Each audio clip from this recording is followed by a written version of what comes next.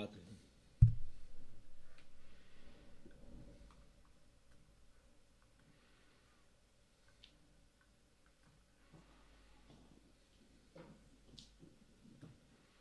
السلام عليكم.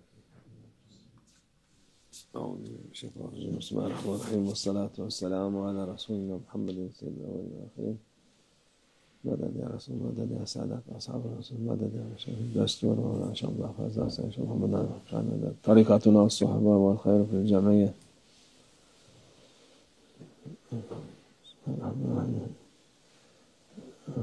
Allah Azze ve Celle insanoğlunu yaratınca başka mahlukattan yani daha yüksek mertebede yaratmış. When Allah Almighty created humankind, He Almighty Allah created them at a higher rank than any other creature. Her türlü iyiliği koymuş içine. Bir de And Allah Almighty placed all kinds of goodness and blessings within humankind. Nefis var. But also He placed the ego into humankind. Nefsini de koymuş. Nefis, devamlı diyoruz nefis, kötülük ister.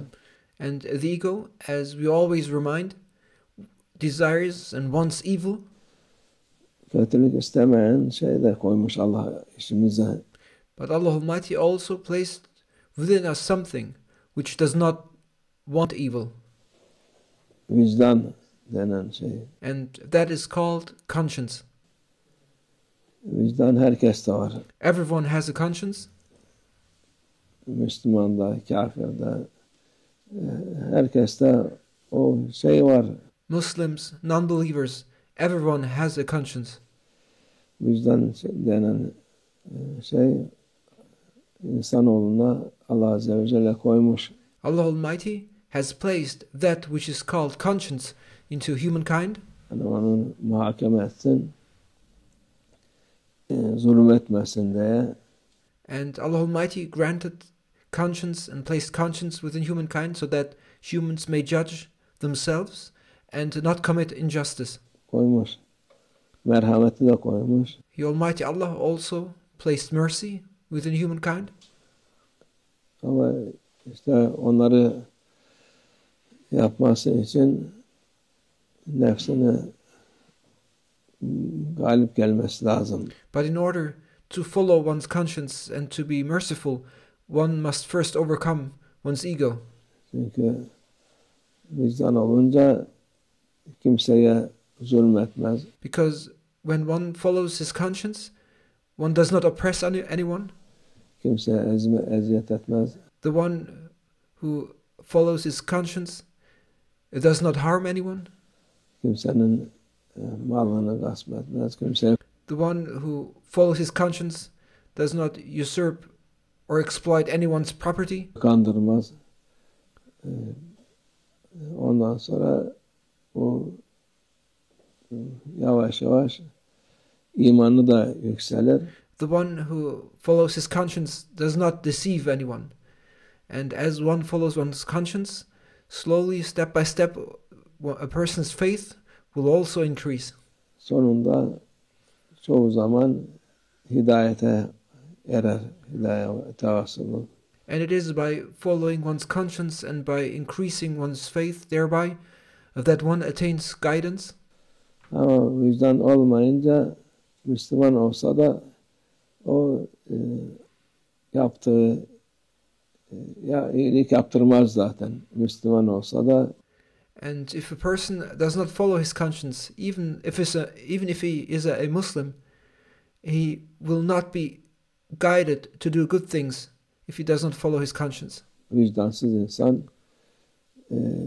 ne hak bilir ne hukuk bilir. A person without a conscience, a person who does not follow his conscience, knows neither right nor law. Ne helal bilir ne haram bilir. A person who does not follow his conscience neither knows about what is permissible and what is forbidden. Müslüman der, 5 vakit kılar, bazen de hacca da gitmiş olabilir. In fact, they may be Muslims. They may pray 5 times a day and Sometimes they may have even gone for Hajj. O yüzden olmadıktan sonra şey yapmış olur. Yani nefsine uyar, nefsin peşinden gitmiş olur. But whoever that person is, whether Muslim or not, if that person does not follow his conscience, they consequently follow their ego. They go after their ego. Onun için bu Allah Azze ve Celle, Allah'ın hikmetlerine And this is wisdom of Allah Almighty. akıl ermez. İnsanoğlunun akıl ermez. And the human mind cannot comprehend Allah Almighty's wisdom. Allah insanı en mükemmel şekilde yarattım diyor. Allah Almighty says, I created man in the most perfect form. وَلَقَدْ كَرَّمْنَا بَنِي آدَمْ diyor. İnsanoğlunu en yüksek mertebede, en güzel vasıfta Allah Almighty says, I created humankind in the highest strength and with the most beautiful qualities. yarattım. Onları karada, denizde, her tarafta mükerrem kıldık diyor. And we have honored them on land and sea. We've honored them everywhere, says Allah Almighty. Allah Azze ve Celle. O da nasıl olur? İnsanlık vicdanla olur. And what is it that distinguishes us as humans? It is humanity. It is conscience that is a distinguishing quality, characteristic of us human beings. Vicdan olmayınca o insanlık da gitmiş oluyor. Without a conscience, humanity is also lost. Kendi kendine insan yaptığını kendine yapmış oluyor. A person who does not follow his conscience, all the things they do, they just do for their ego's sake. Onun için çoğu zaman bakarsın adam gayrimüslim ama vicdan var, Müslümanın yapmadığını yapıyor. And many times you may see non-Muslims who have a strong conscience and they do things a Muslim doesn't do. İşte bu nereden geliyor diyorlar. And people ask, how is it that a non-Muslim does good things? Bu vicdandan geliyor. It is from their conscience. Allah Azze ve Celle'nin koyduğu, o insanın içine koyduğu vicdandan.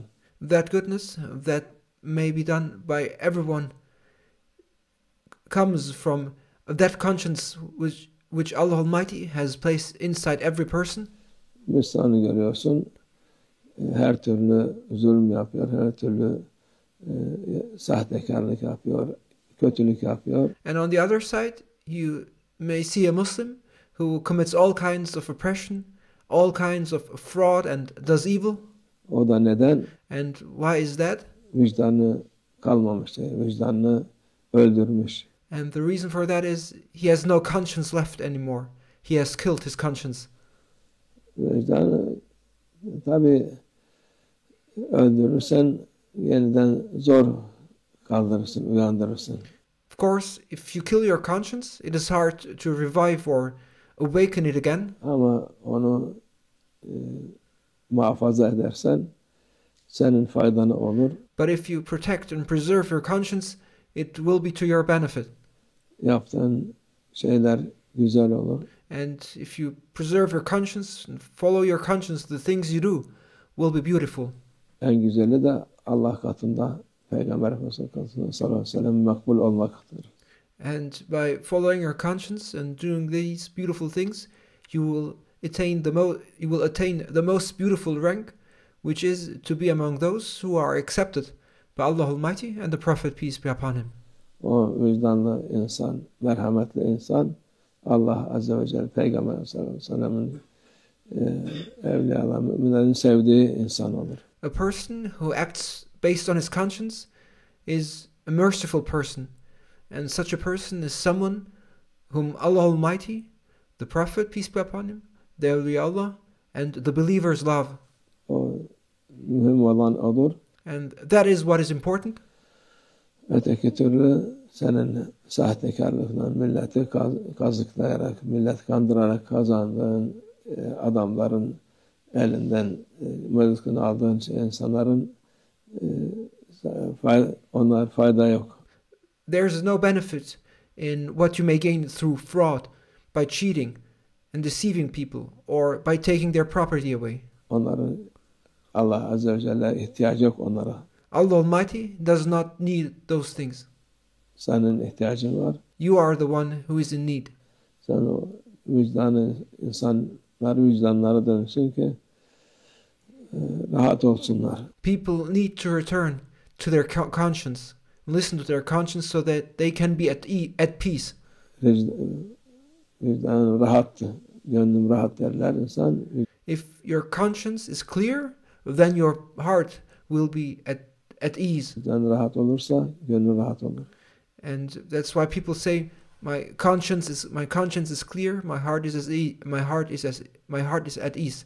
In order for your heart to be at peace, you must ensure that your conscience is at ease. Allah bizi vicdansızlardan eylemesin inşallah.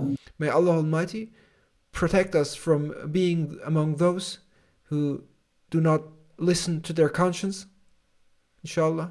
Allah insana da hidayet versin ki bu güzel şeyi öldürmesinler inşallah. And may Allah Almighty grant guidance to people so that they do not kill this beautiful blessing, so that they may not kill their conscience, inshallah. ومن الله التوفيق. الفاتحة.